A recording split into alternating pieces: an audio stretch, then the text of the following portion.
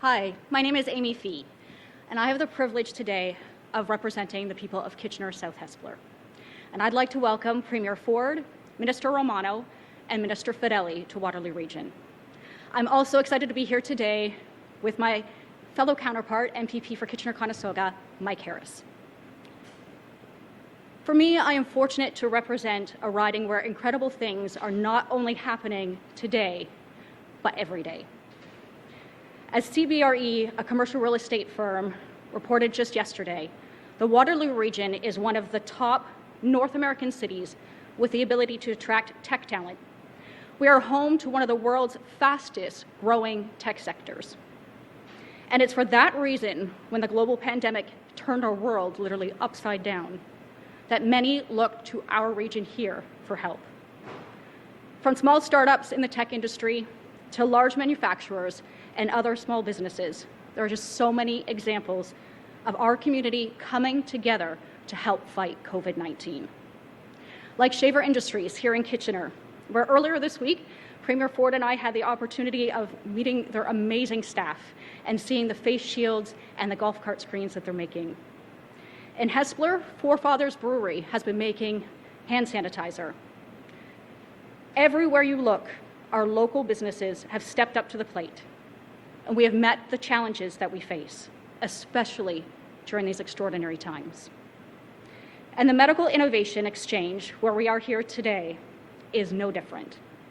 But I'll let them tell you exactly what they are doing to help the fight of COVID-19. And with that, I'd like to welcome to the podium Armin Bakizian, the founder of Medical Innovation Exchange and the president and CEO of IntelliJoint.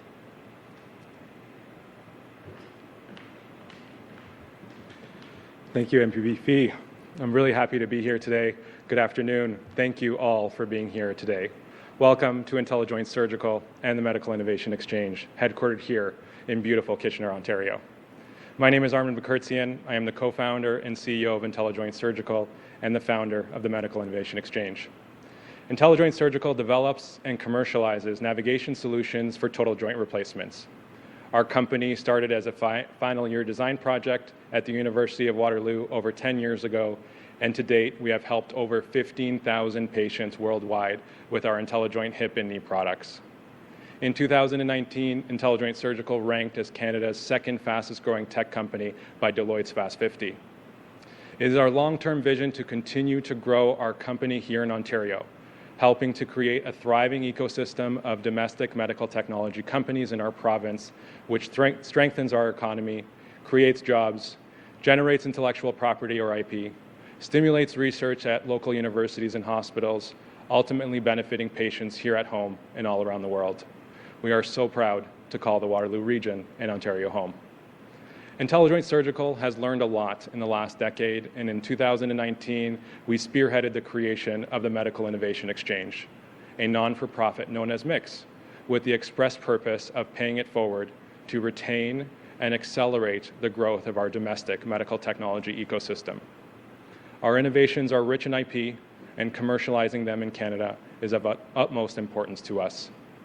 This beautiful 30,000 square foot facility houses IntelliJoint Surgical, Penta Medical, Vena Medical, and Bloom. And MIX's growing network of domestic medtech companies are sharing knowledge to help our sector succeed here in Ontario and in Canada. We are very proud to be supporting homegrown innovation, research and development right here in Kitchener and the Waterloo region, which is why I'm very pleased to be here today with some very distinguished guests. As our economy reopens, it will become even more important to ensure we have the personal protective equipment, medical devices, and testing supplies that we need to ensure businesses can open their doors safely while ensuring our frontline healthcare workers continue to have access to the medical-grade supplies they need. Like many people and businesses in Ontario, we want to do our part to help the fight against COVID-19. Under the Ontario Together initiative, MIX is proud to collaborate with the province and non-medical manufacturing companies actively retooling to produce these critical goods here in Ontario. Collectively, we are moving mountains and are well on our way. But we must also ensure that our innovators and businesses and the people they employ benefit directly from this Ontario-led innovation. The Ontario medical technology ecosystem must be one that develops, sustains, and retains Canadian medical technology companies and intellectual property, and establishes Ontario as a global leader in medical innovation. To that end, it is my pleasure and distinct privilege to invite Premier Ford to the podium to make a special announcement today. Thank you for your leadership, and please join me in welcoming Premier Ford. Well, thank you so much, Armin, and well, good afternoon, everyone. It's great to be here. It's great to be back in Kitchener-Waterloo. I just absolutely love the people in the KW area. I want to thank our great ministers, Vic Fedeli and Ross Romano, along with MPPs, Fee and Harris, for being here today. I have to thank Armin and his entire team here at the Medical Innovation Exchange in Kitchener. Some of the brightest people anywhere in the world are right here in KW, right here at this company, and I know Armin's so proud of the team he has here. The work they're doing here is absolutely incredible. My friends, the innovators in this community, the innovation that we see in the Kitchener-Waterloo is incredible. When we needed it most, these people responded. Hundreds of businesses and entrepreneurs work quickly to develop blueprints, create new designs and molds, and even invent new machinery to meet the challenges we faced with COVID-19. Hundreds of businesses innovated, adapted, and retooled to answer the call to manufacture PPE, keep our supply chain strong, build up stockpiles, and fill orders for Ontario-made products. They found a way to start new businesses or keep their current ones going. As we chart a path to recovery, we want Ontario businesses and innovators to continue this trailblazing work, to keep creating good-paying jobs. So today, I'm proud to announce our government's Intellectual Property Action Plan. Our plan will ensure our researchers and innovators and the people they employ benefit from the valuable intellectual property they're creating. But most importantly, we want to keep the value of all our homegrown ideas in the province for the benefit of all Ontarians. Because too often, the priceless intellectual property developed here in Ontario gets bought up by the big US or international firms. It's exported to other countries. We want that intellectual property and its value to stay right here in Ontario. Because our province, we have the best and the brightest minds anywhere in the world right here. When it comes to research and innovation, we're leading the world. And today, I'm proud to announce that we're moving forward with 20 more research projects through our government's COVID-19 Rapid Research Fund. Months ago, we developed this fund to help us mobilize our brightest minds in the fight against COVID-19. Because these projects are critical to the fight against COVID-19, projects like using mathematical models to find strategies to fully reopen Ontario's economy without causing a second wave. A project spearheaded right here at the University of Waterloo. Projects like the one put forward by Sinai Health to develop convenient at-home COVID-19 testing kits. A study by Ryerson University to identify innovative strategies on how we can better care for our seniors during the pandemic. And at Sunnybrook Health proposal advancing 2 different vaccine trials. These are just a few examples of the great work our Ontario researchers are pursuing right now. A few examples of the incredible work our government is proud to fund and support.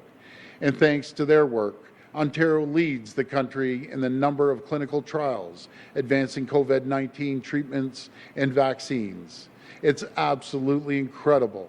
Our government will be there to back them up every step of the way.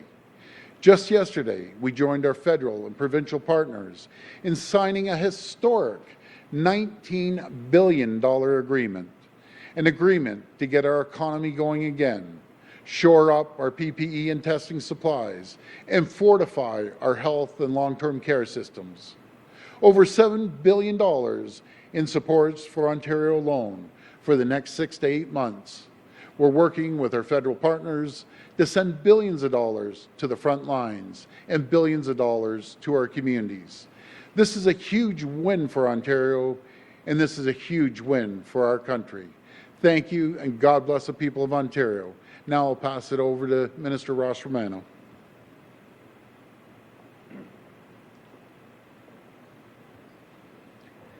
Thank you, Premier, for that introduction. I'm going to ensure everybody knows I took the water on the right. You scared me. I thought I was watching closely. Well, thank you, Premier, for that introduction. Several months ago, we issued a challenge to our research and our post-secondary community to help us in our fight against COVID-19 through the release of a $20 million rapid research fund. And our research community answered the bell tremendously with over 800 quality proposals.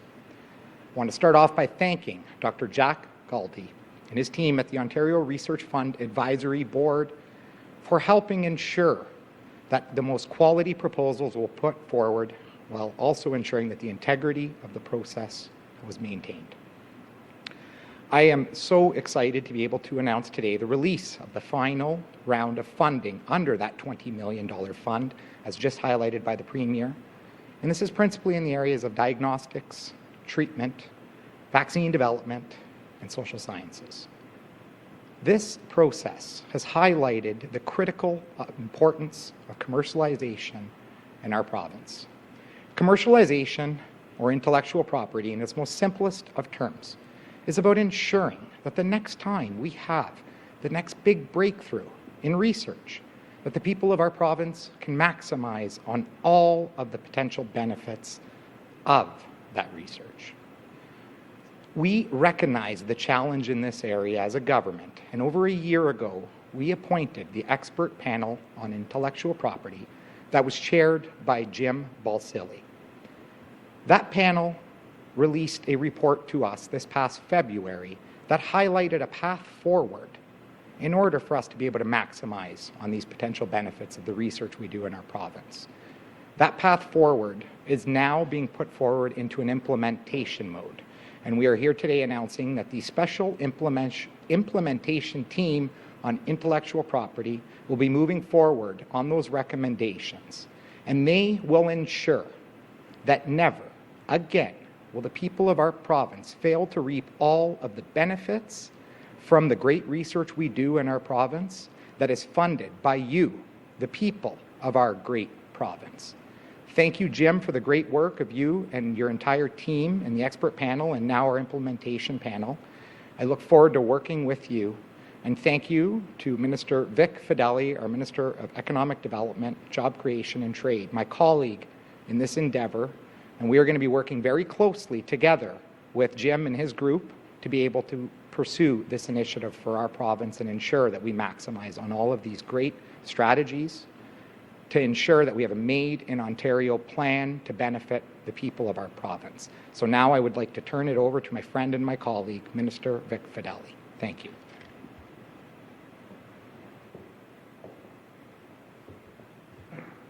Thank you very much, Minister Romano, and thank you, Premier. Throughout this pandemic, we have all faced unprecedented challenges, and today, much of the province is entering stage 3 of the reopening. This is an important step forward and a testament to the hard work of families, communities, businesses, and workers over these last few months. But we know there is more work to do. We need to get more people back to work, more businesses thriving again and doing what they do best, creating good jobs for the people of Ontario. That's why we're here today to launch the Intellectual Property Action Plan. Strengthening our position will be critical to building Ontario's innovation ecosystem and to our economic recovery.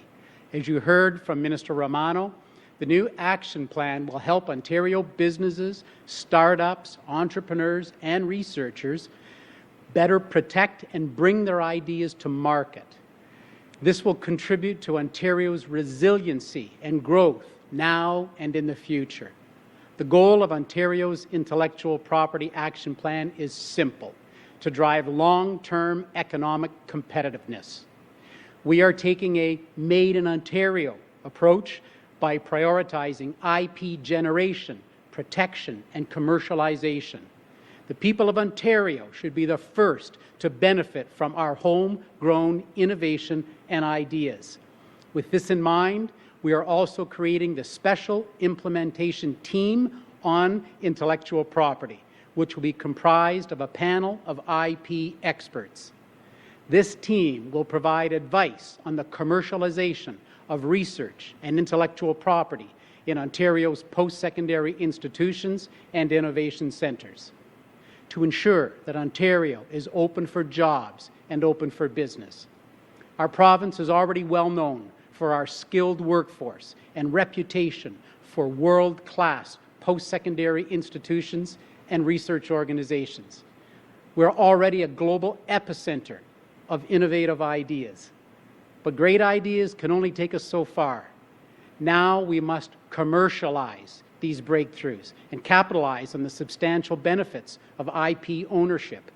We want to smooth the road from the lab to the marketplace. The Intellectual Property Action Plan will give us the tools to do that. Leverage our advantages to ensure we're maximizing our economic potential while creating opportunity, growth, and jobs in every region of the province. Thank you. We're going to go to the... Before we get the first question, I just want to tell a little story here. So we come over here and we pay Armin a visit as a great company. And we have a jewel, and it's called Kitchener-Waterloo. We have some of the brightest people anywhere in the world when it comes to technology and creating intellectual property, artificial intelligence, here, Toronto, and Ottawa. We can compete against anyone in the world, and it's just mind-boggling when you come here. And Armin, I always say, I'm not a real techie guy, but the stuff that you folks are doing is incredible. So Armin tells me the story. I said, how did you get involved in it? And he said, my dad is an orthopedic surgeon. Is that correct, Armin? And, you know, the technology isn't always there to make sure the certain degrees when you're lining up a hip replacement. So everyone knows someone that has taken or has received a hip replacement or a knee replacement. But he and his team, and by the way, he said he has the brightest team, and without his team, he wouldn't even be here. None of us would be here. So he has an incredible team. But he goes on to tell me how they've come up with this, and I've heard this story over and over again when it comes to Kitchener-Waterloo, University of Waterloo, that they create something, and then a big U.S. company or international firms come up and buy the intellectual property. They ship it offshore. Let's use Silicon Valley, bring it to Silicon Valley, and they start expanding and doing more research on it and taking it from Ontario. So those days have to be done. But the thing that I've heard lately, and this is what drives me crazy, so our taxpayers' money goes into the education system to produce the brightest minds anywhere in the world, including Armin and other great people. They create these companies, all of a sudden, not all cases, but a lot get bought up, brought to another country or down in the U.S. So I said, so where are your sales right now? This is staggering, should be staggering to the people of Ontario. He said, Doug, we do 17,000 hip replacements, the technology for the placement. Maybe, Armin, I'm going to have you up here in a second to explain it and simplify it, because again, I'm not the health expert or a tech expert, but I am a numbers expert. And if you can zoom into that, USA 12,573, Australia 4,022, and guess what Canada has given them? 310, and all the technologies here?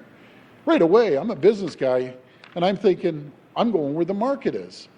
But the hardest thing is break down the barriers and the bureaucracy in Ontario and in Canada. So all the folks that are working there making decisions, we need to fix this. Keep the folks here. Keep the brains of the operation here. But we support them, and, you know, going through the education system, and then we bail on people at the end, and we don't support them. We have to start. I keep promoting Buy Ontario, but buy Ontario intelligence. technology. That's what we need to do. And it's absolutely critical. As we start these companies, we can't back away. We have to support you. So I'll tell you, I'll commit to you that we'll get you in front of the right people, and it's your job to sell the company and the people, Armin. But what a smart individual and smart people around this area. Some of the brightest in the world right here, and we got to keep them here. Okay, go. See, I'm getting pumped up and putting my mask on to hand it over to Armin. Armin, do you want to come over here for a second and just quickly tell the story that you told me? Thank you, Mr. Premier. So yes, our company started over 10 years ago at the University of Waterloo. As the Premier mentioned, my dad is an orthopedic surgeon. He was quite blunt and told me orthopedic surgeons solely rely on their training and their judgment to place implants in the body. Unfortunately, surgeons do make mistakes.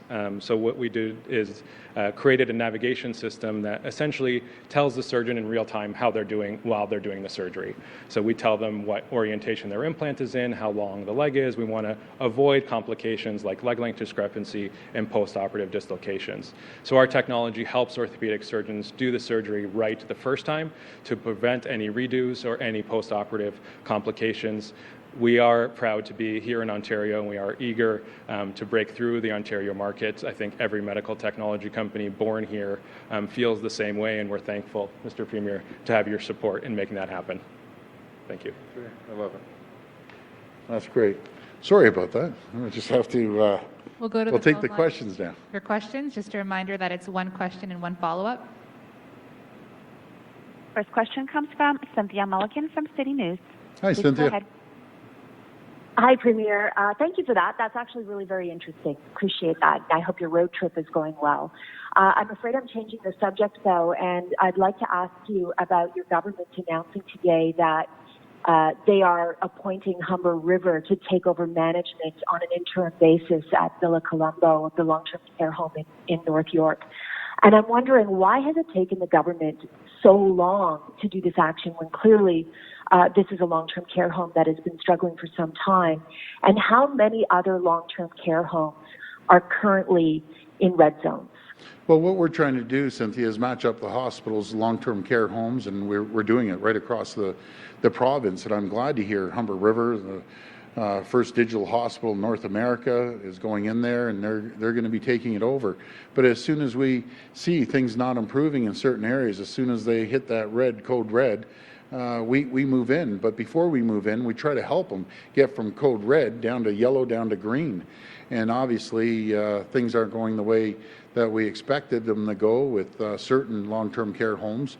So we're moving the hospitals in there to take over them. And I won't hesitate to get any hospital to take over long-term care homes to protect the most vulnerable people in those homes. Follow-up. Okay, thank you. Can I ask again, please, how many homes, long-term care homes, are in the red zone? And you had said in July that you would be announcing a commission, details around that commission. I know we're only halfway through or just a little bit more, but when can we expect more details on the commission, and when will it begin examining the flaws and problems into long-term care? So the commission is almost there. You'll be hearing about that over the next week or so. We'll be announcing the folks there, and they have a lot of credibility, I'll tell you. And I need answers just as badly as you, Cynthia, and the people want answers. To give you an exact number on code red, I just don't have that, but I promise you I'll get back to you within an hour and give you how many code reds we have right now. Next question. Next question comes from Kate Buquette from CBC Windsor. Please go ahead. Hi, Kate. Hi, it's Kate Bickert, actually, from CBC Kitchener. I'm sorry. My first question, Premier, is about the province receiving the $7 billion from the federal government for recovery. Yep. When will municipalities like Region of Waterloo know how much of that funding they can expect, and will the province be matching that funding? Well, we're going to be rolling that out over the next a week. We just want to make sure all the numbers are accurate, cross the T's, dot the I's. But it was a phenomenal deal for everyone in Canada, and especially the province of Ontario. And I just have to give a shout out to all 444 mayors that stood behind us, worked with us. called the federal government. I want to thank the federal government once again, Chrystia Freeland. She's an absolute champion. The Prime Minister, at the end of the day, had the final say. He made the say, and he worked with us. So I want to thank the Prime Minister and, of course, all the premiers and Scott Moe for his great leadership. These negotiations, when you negotiate within the family, I call it, are always tough, but they worked out for everyone, and it's going to be beneficial to every municipal region. Transit, mental health, healthcare, PPE, contact tracing and tracking. So there's 8 categories, and it was just an incredible package, and that will keep us going for another 6 to 8 months. So I just want to thank everyone for all the work that they did, and it's a really exciting time right now. Follow up. Thank you for that. We've also heard from staff in long-term care homes that PPE is being stockpiled. They're anticipating visitors are going to bring COVID in again. And they're expressing concerns that staffing numbers aren't high enough. How can you be sure the exact problems we saw earlier in the pandemic won't be repeated when visitors are allowed back into the homes? Well, I'll tell you, there's no one in this province that should have one problem with PPE. And if you, after, I'll get someone from our team to give you a call. There's not a message to the 626 long-term care homes. Any frontline worker, if you're stockpiling, you aren't handing out the PPE, then we're coming after you. Simple. PPE, we have more PPE suppliers than we know what to do with. I visited 3 companies that are making surgical masks. I just left Canadian Shield that are producing hundreds of thousands of these every single week. Face shields. I visited another company doing 1 million a week. So PPE should not be an issue here in Ontario any longer. We have it, and there's no reason to stockpile it. And as for the number of PSWs or other people working there, we had a working group that is going to be reporting in the next couple of weeks, and we're going to move forward. And along, I'm going to add something else in there. I've been onto this air conditioning too. We're getting assessments back from all 626 long-term care homes, and all the long-term care homes, folks. If you haven't handed in that assessment, please get it in by next Wednesday at the latest, because we want to make sure that we support you, give you funding to get rooftop air conditioning units in. Next question. Next question comes from Lucas Meyer from News Talk 1010. Please go ahead. Hi, Lucas.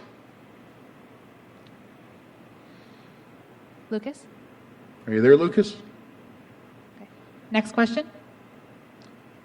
Oh, sorry. Can you hear me? Oh, go ahead. How you doing, Lucas? Thank you. Sorry about that, Premier. That's all right. Actually, along the same lines of what Kate was just asking, but for Toronto specifically, given the fact that we still have to wait a little bit on what the allocations are, the city is citing that $1.35 billion shortfall for the end of the year. Can you say if the province will be allocating that much to cover it all? Well, first of all, I want to thank Mayor Tory. You know, he was instrumental. There's 444 mayors all pitching in, but Mayor Tory made some phone calls to the federal government as well, as did other mayors. But he was very, very supportive, and we're going to do everything we can between ourselves, the federal government, and the municipalities. You know, Mayor Tory's found $400 or $500 million of savings, and I believe that municipalities right across the region, there isn't one municipality, if they come and tell me, I've walked a mile in their shoes and said, Doug, there's no efficiencies in my place. My first thing is that's hogwash. There's efficiencies at the province, at the feds, at the municipal level. We have to work together, but we're going to do everything we can to cover as much as we can in all areas. And I just want to thank the municipalities that have been prudent fiscal managers. I've talked to a lot of mayors, and one mayor, I believe it was in Belleville, I hope I don't get this one wrong, I think it was Belleville, that called me up and said, Doug, we actually drove efficiencies, and we have a little bit of extra money, and we put a 0% tax increase. Now, I understand that's not the case for all regions, but we're going to be there. And the people that find efficiencies and have zero tax increase, they shouldn't be punished, they should be rewarded. They should be saying, here's the money. So we want to break it up across the province, but we'll get the money to the municipalities. Follow up. So, thank you. So that's not a guarantee. You're saying you're going to try to do everything that you can, and I recognize that. But that being said, the option that's been given out is a possible service cuts or possible tax increases. So based on the fact that the province is going to do, as you say, as much as it can, is there any reason in your mind that the City of Toronto, should see service cuts or any tax increases? Do you see any reason that should happen? Well, I want to work with the City of Toronto. You know, they're the, you know, the big white elephant in the room out of 444, and I understand. They're, you know, right alone the transit system that is just bleeding every single day. Metrolinx, you know, they need money. Everyone needs money. We're going to split it up equally and make sure that the people that need it get the money. Without getting into details, you have no idea how hard I worked on with the municipal government and the premiers to get the funding for the municipalities and transit. I'll tell you, it was a challenge, but we got there. And I'm proud of everyone that jumped in there and did a lot of work. And again, we'll work together. We'll get through it. We've been very collaborative with the federal government, with all the municipalities, and along with the province. And that's the reason we've been able to get to the point that we've been able to get to. And that's the reason, in my opinion, we're doing well as a province with the number of cases. And Lucas, I hate to do this, but Cynthia, if you're listening, I just got the sign. We have 3 long-term care homes in red. In my opinion, that's 3 too many, but just think how far we've come from where we were before to 3 long-term care homes, and we're on those 3 homes to make sure we get them into yellow or green. And I just want to thank the frontline healthcare workers for getting us to this point. Last question. Last question comes from Randy Rath from Stage TV. Please go ahead. Hi, Randy. Hi, Premier. There have been reports from international security agencies that the Russians are trying to steal COVID-related intellectual property, particularly when it comes to vaccine development. They're trying to steal it from various nations, including Canada. Have you had discussions with the federal government about this, and what is being done to try to prevent this from happening? Well, I believe that in a heartbeat. Not only Russians, I think other countries that are going after intellectual property. One of the smartest guys is standing beside me, Armin, and I'm sure, and some of the people back there, they're working their back off, and then foreign countries are coming in and swiping the technology. I believe it 100%. That's why we have to do everything we can to protect the intellectual property right here in Ontario and right across the country. But Armin, have you ever heard that? Yeah, he's heard it. See, the smart techie guys. I'm not one of the tech guys, but smart guys like all those people back there, they understand that. But we'll do everything we can. And I'll reach out to the Deputy Prime Minister to get a briefing on that. Follow up. Okay. Yeah, on another issue, the Halton Board of Education has stopped developing plans for part-time school this year because they say that there's not enough daycare to allow people to send their kids to school and then get daycare for them when they're not at school part of the week, because they'd have to choose between going to work and staying home with their kids, so they wouldn't be able to have employment. Do you think that could be a problem if we don't have full-time school this year? Well, we have 91% of daycare operators open. We want to hit 100%. So I don't know why they'd close the whole system down if they have 91% of daycares open. And I'd be more than happy to look into that, Randy, in the Halton region. It's a good region. I'll find out what the issue is and address it. But no, you're the first person that's told me that, but I'll look into that. But again, 91% of all daycares are open, and in the next short while, we'll be up to 100%. Thank you, everyone. Thank you, everyone. All the best.